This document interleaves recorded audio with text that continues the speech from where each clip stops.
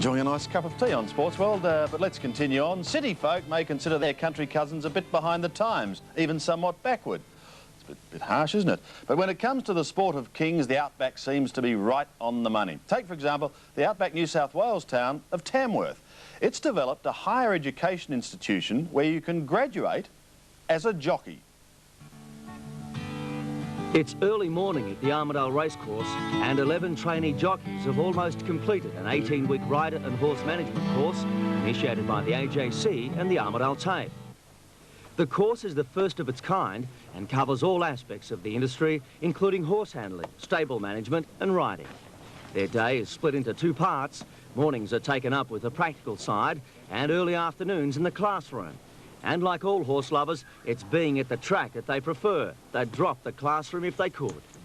It's hoped that by the time these people leave Armidale, they'll be equipped with the skills that will put them high on the list of trainers hunting for apprentices. That's the whole idea of the course. It's not to waste the trainer's time. He hasn't got much time as it is, especially when it comes to one-on-one teaching.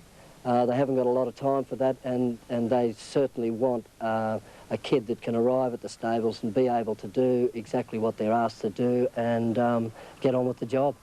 Also helping to shape the students' future is Armidale jockey Jeff Snowden, whose job it is to make sure that they learn that safety while in the saddle is paramount, and that's been hammered into them every morning. Just make sure that it's tight, because as you're doing it, get out there and have any unexpected surprises with your gear and that. The course has attracted students from all walks of life. Some who have been around horses since they could walk, others who have never ridden, and some like Michael Travers. He has a university degree, but his boyhood dream was to ride horses. So with 5 years study behind him, he closed his lecture books and decided to follow his dream. And this course has allowed him to begin that love affair. At the moment, I just want to get to Rose Hill and have a ride there. That's my first goal. After that, I'd like to win a slipper, obviously. That's where I'm from. I'm from the Rose Hill area, so I'd like to win our main race around there. I think that'd be great. With major reforms about to sweep the racing industry, the future's starting to look a little brighter. And these recruits are about to enter an exciting new phase of the racing game. This course was introduced because there was a lot of apprentices going out there and not getting a fair chance with their trainers, and it might take 3 or 4 years for them to get on the racetrack. We're here, we're riding every day, and when we do go to our trainers, we'll be on the track within a year maybe. One of the highlights of the course was travelling to Tamworth for their Cup Day Carnival and meeting Australia's leading jockey, Darren Beedman. And there's no doubt he left a lasting impression. The apprentices are really the future of racing, so whilst they've got, an apprentice school and academy to go to, they're certainly going to learn a lot quicker, and they're going to advance a lot faster, and I think it's, progress in racing. All who started the course finished and found places of employment at studs, either riding track work or apprenticeships, including Tanya Lucas, who knows that her ladder might be a little harder to climb. It can be quite difficult. Like, traditionally it's a male sport. Times are changing though, and hopefully they'll keep on changing and we'll see a lot more women in the industry. And while it may be a long road ahead for Tanya and the other 10, there's no turning back. They've had a taste of riding a thoroughbred at speed and are now hooked on the sport of kings.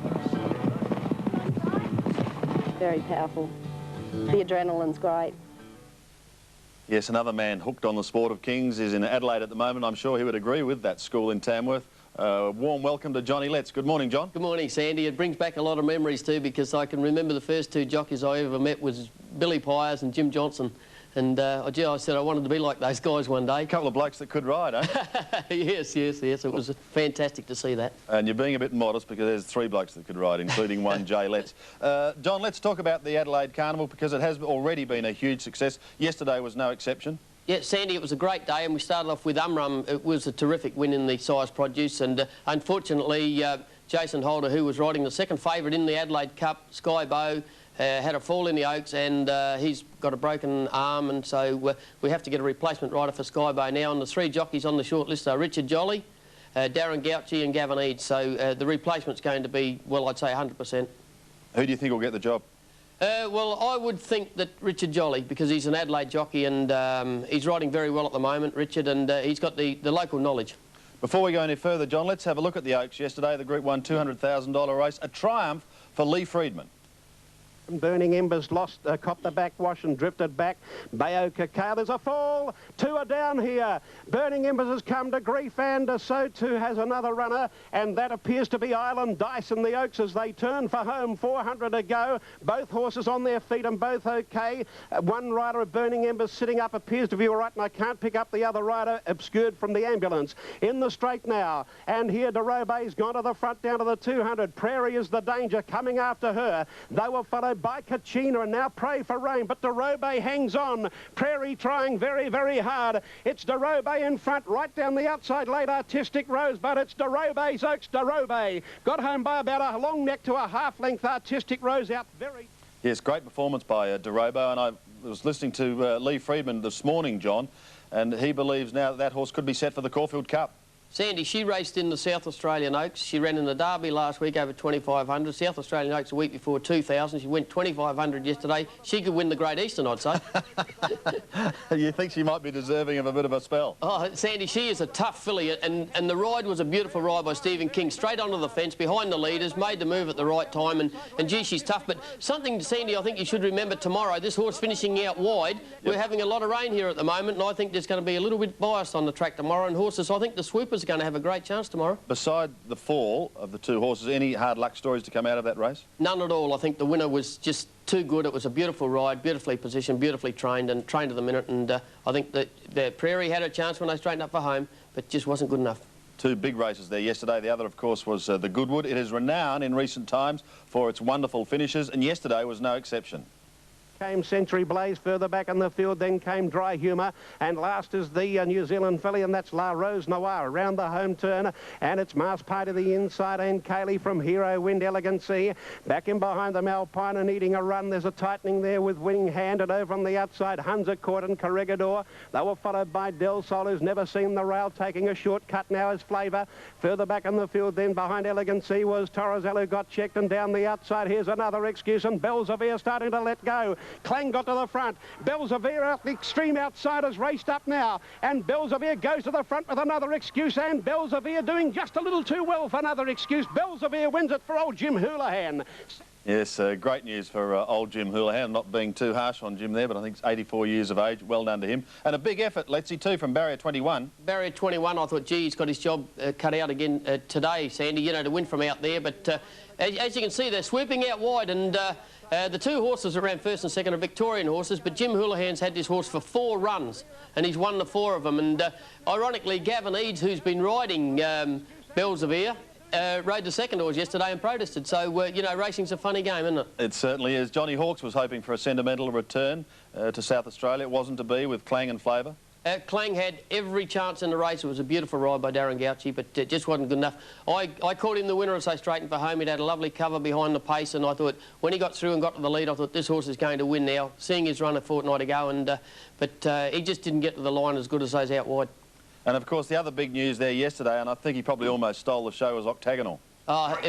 It was fantastic to see how the crowd got behind this horse, and you know, they had donuts, pink donuts down there yesterday, Sandy, and they also it was just unbelievable. You know, they weren't donuts, they were O-nuts, and but there he goes, and doesn't he look fantastic? And Ray Fewings did a great call of the horse going to the line. The crowd were there, and they really supported this horse, and I think a lot of credit goes to John Hawkes and to the Ingham brothers for letting the horse come down here. As you know, he's a stallion. He's finished his racing. They had nothing to gain from it, but they've put a lot into racing, and they continue to do so. And I thought it was a great gesture yesterday by the 3 of them to send him down. Quite right. Fantastic. Now, your thoughts on the Adelaide Cup tomorrow? Of course, a big weekend over there. You talked about Cronus last week, and you think that horse can win the Adelaide Cup, John? I do. He's well weighted in the race, Sandy. I think he's beaten the handicapper. His win last week was very, very good. I do think Al Pompey, trained by George Hanlon, and he looked terrific at the track this week. Al Pompey's won over the distance. He's won in the wet, and he's won on the track. He's won 2 of these Adelaide Cups, and I do think for a roughie, there's a horse called Ice Doctor who ran second in the race 2 years ago. The way you're talking, John, looks as though the rain's going to set in, so it could have quite an effect on the track.